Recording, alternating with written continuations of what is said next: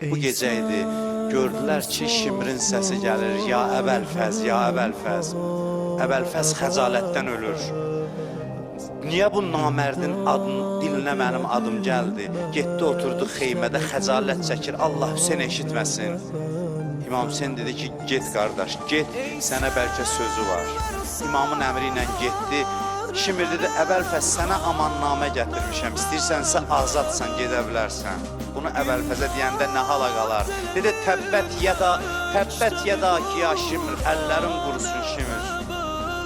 Lənəkəllah və lənə ma ci'tə bihi min əmanikə haza. Sənə də lənət olsun, bu amannaməni yazana da lənət olsun. Ətəmuruna ən nətrükə əxanəl Hüseyin ibn Fatimə və nədxulu fi ta'ətəl-lu'ana və əbna'əl-lu'ana. Nə təklif edirsən? Deyirsən Fatimənin oğlunu, Hüseyni qoyaq, lənət olunmuşlara qoşulaq. Dedi, ey piri mücəvvir, itiribsən özüvi. Mərifət yoxdur, tutub pərdeyi qəflət gözüvi. Deyilən müştəri bu sözlərə qurtar sözüvi. Üməvilər ola bilməz hədəfi aliyədə. Sənə də lənət amannamə yazan valiyədə. Söz yok.